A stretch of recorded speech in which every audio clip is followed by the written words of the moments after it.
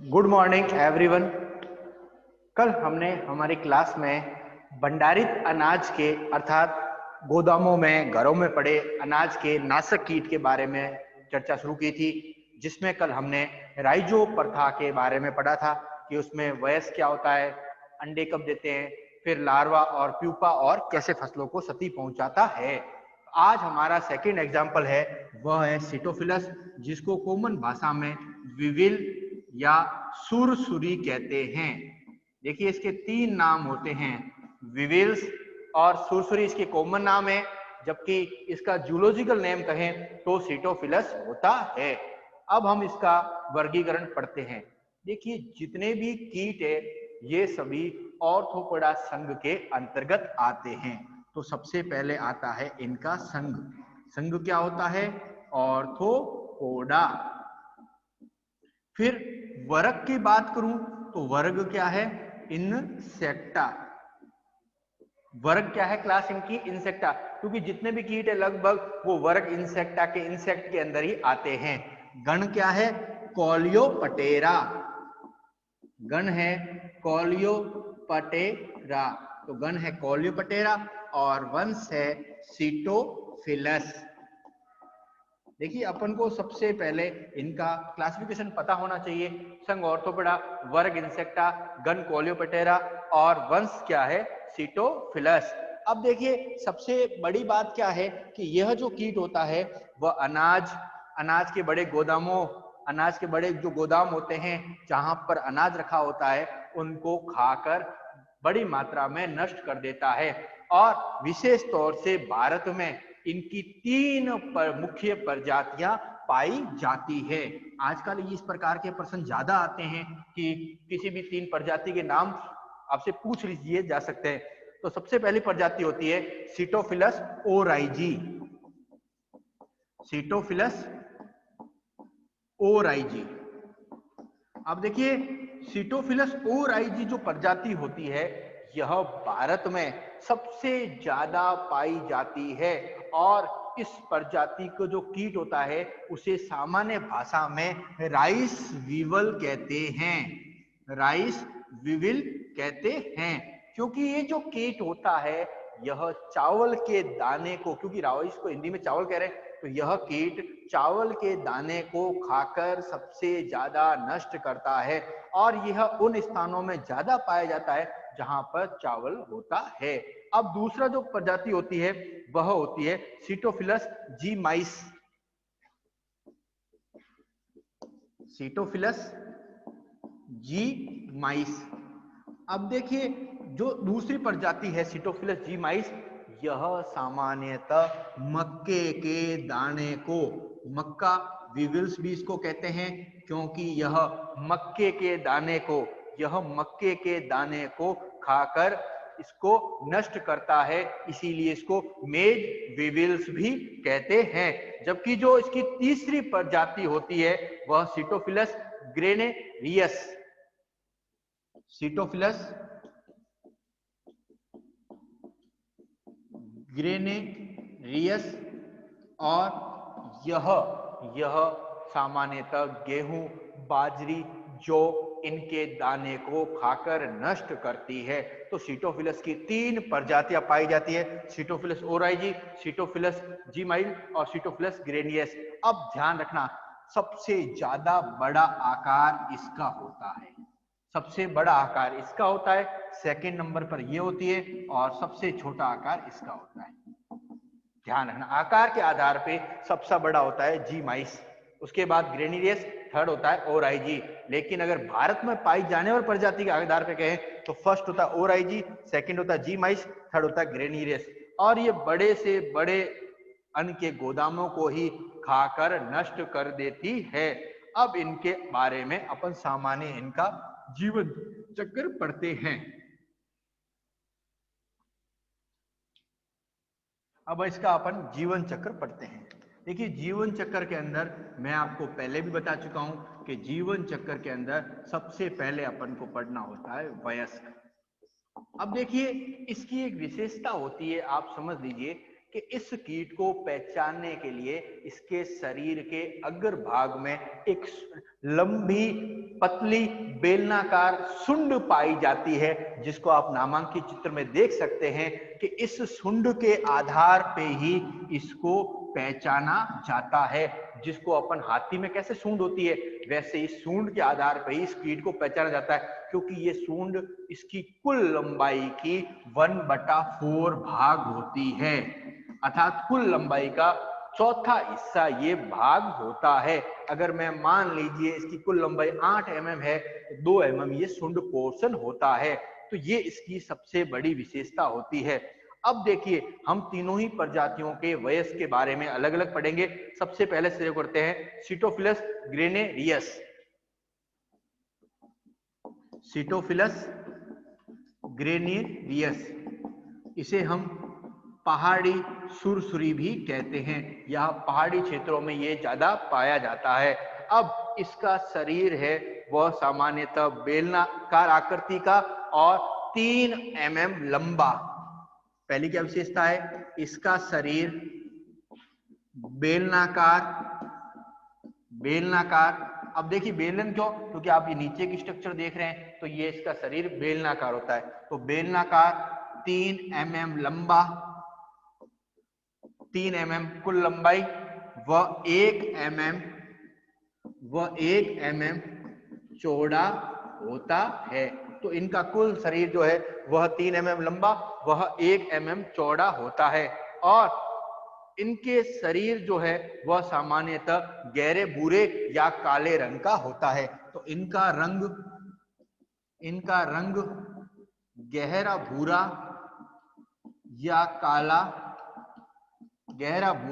या काला होता है। तो ये इनकी सबसे बड़ी विशेषता होती है। और इनके अग्र भाग में एक लंबी पतली सूंड पाई जाती है। तो ये तीनों प्रजाति में कॉमन ध्यान, इनके अग्र भाग में एक लंबी पतली सूंड पाई जाती है। और इस सूंड के आधार पर ही इनको पहचाना जाता है। और इनके शरीर के अग्र भाग में ये नीचे की ओर सूंड है वो मुड़ी हुई होती है। और इनके सिर में इसके शरीर पर पंख पाए जाते हैं, जिनकी सहायता से यह आसानी से उड़ सकते हैं। लेकिन अगर राइस विविल की बात करूं तो उनका जो रंग होता है सामान्यतः वह लाल भूरा होता है। यहाँ भूरा काला है। जबकि राइस विविल की बात करें, जबकि मैं दूसरी प्रजाति जो है राइस विविल है, उसका रंग होता है, इनका रंग आकार बराबर है, इनका रंग भूरा लाल होता है। तो इनका रंग कैसा है, इनका रंग है वह लाल भूरा होता है।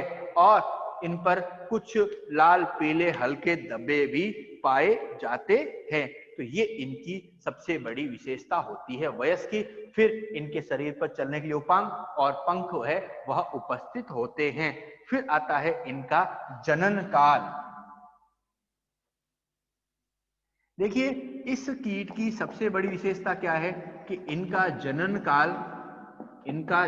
काल अप्रैल से अक्टूबर महीने तक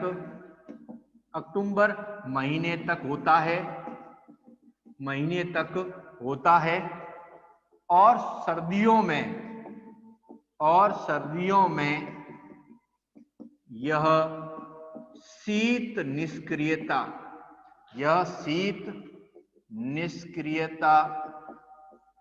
अवस्था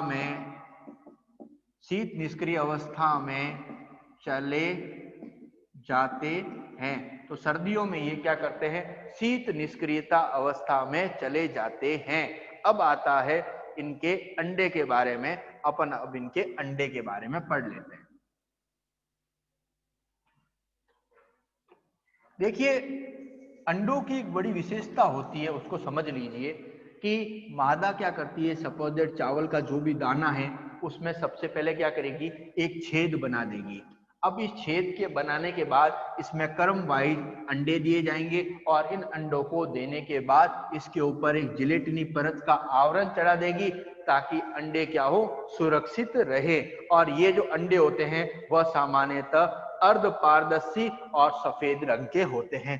तो क्या विशेषता है कि इनके अंडे छोटे, सफेद व अर्धपारदर्शी होते हैं। नेक्स्ट, मादा अन्न के दाने में छेद बनाकर इसमें अंडे देती है। इसके पश्चात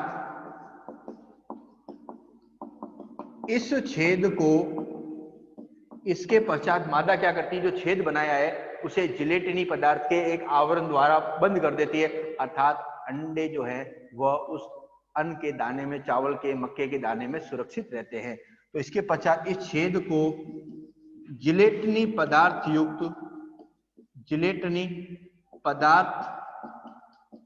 युक्त श्लेष्मा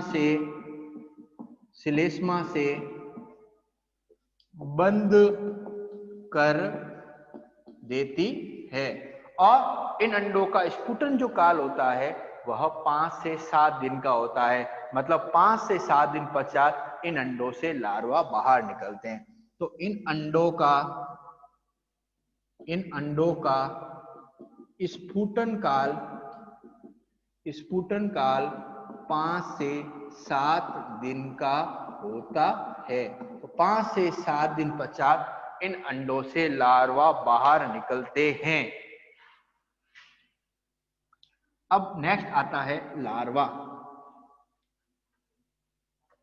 क्योंकि देखिए हम अभी वयस्क को पढ़ चुके हैं, फिर हमने अंडों को पढ़ा, अब हमारा लार्वा है। देखिए लार्वा की क्या विशेषता होती है कि यह जैसे ही अंडों से बाहर निकलते हैं, यह अन्न के दाने को छेद बनाकर उसमें प्रवेश करते हैं और उसके भीतरी मंड युक्त भाग को खाते हैं और उस दाने को इतना खोखला कर देते हैं कि उसका बाहरी कवच वही रहता है। और ऐसे अन्न का दाना इंसान के खाने के लायक नहीं होता है। और जब इन अन्न के दानों को अगर हाथ में लेके आप हल्का सा दबाएंगे तो ये दाना बिल्कुल पाउडर फॉर्म में आकर टूट जाता है। तो क्या विशेषता है कि लार्वा अन्न के दानों में छेद बनाकर इसके भीतरी मंड युक्त भाग को भोजन के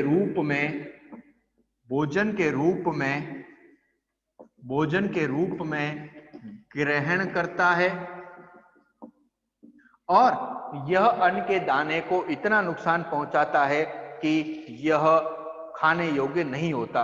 अब ध्यान रखना, जब लार्वा अंडे से बाहर निकलता है तो इसका शरीर श्वेत रंग का, कोमल, और ये उपांग जो है वह उनमें अनुपस्थित होते हैं। तो लार्वा जब अंडों से बाहर निकलता है तो उसका शरीर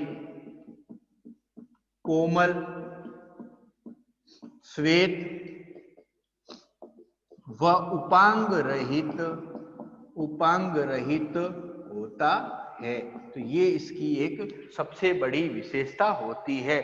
और यह अनाज को खाकर उसे खोखला कर देते हैं और लार्वा अवस्था के दौरान इस लार्वा का आकार 2 mm लंबा हो जाता है। तो नेक्स्ट विशेषता क्या है? इस अवस्था में लार्वा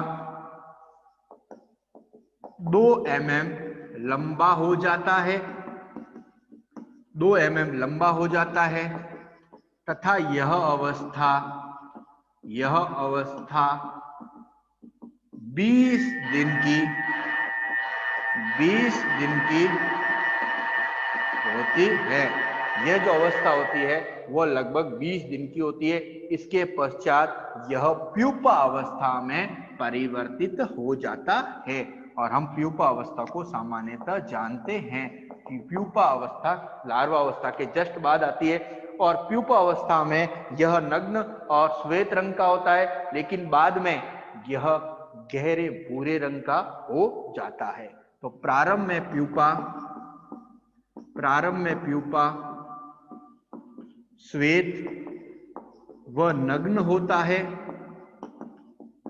प्रारंभ में जो प्यूपा है वह श्वेत व नग्न होता है, लेकिन बाद में यह भूरे रंग का हो जाता है। लेकिन बाद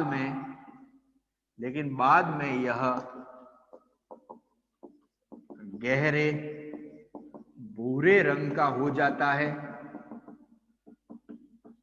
अब इसमें एक बात ध्यान रखनी है कि अपन को ये पता होनी चाहिए कि कौन सी अवस्था कितने दिन की होती है। तो प्यूपा अवस्था 6 से 14 दिन की होती है।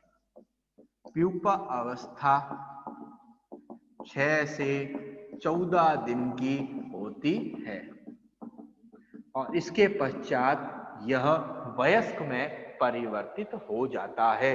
अब इसमें कुछ महत्वपूर्ण बिंदु हैं, अपन उनको पढ़ लेते हैं।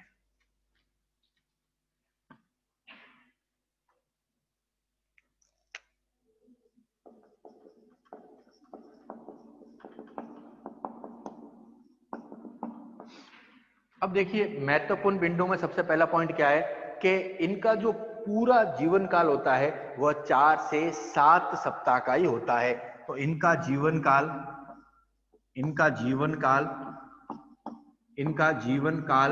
4 से 7 सप्ताह का होता है। और अनुकूल तापमान की बात करें तो ये 35 डिग्री सेल्सियस व 75% नमी में वृद्धि करते हैं।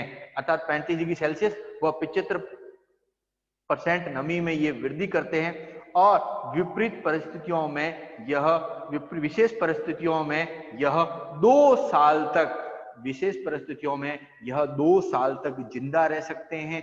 और अगर प्रतिकूल परिस्थितियों की बात करूं कि अगर भोजन उपलब्ध नहीं है तो वयस्क होता है वो 2 सप्ताह तक बिना खाए रह सकता है। इसके बाद आती है लास्ट पॉइंट, सती। देखिए, इस कीट की हमने कुल 4 प्रजातियों के बारे में पढ़ा था। सबसे पहले राइस वीवल, मक्का वीवल और ग्रेनियस। देखो, ये जो सारी प्रजातियां हैं ये सामान्यतः चावल, मक्का या अन्य गेहूं या बाजरे के दाने को खाकर उसे इतना खोखला कर देती है कि वह दाना खाने योग्य नहीं होता और जब उस दाने को हाथ में लिया जाता है तो यह बिल्कुल चूर्ण फॉर्म में होता है।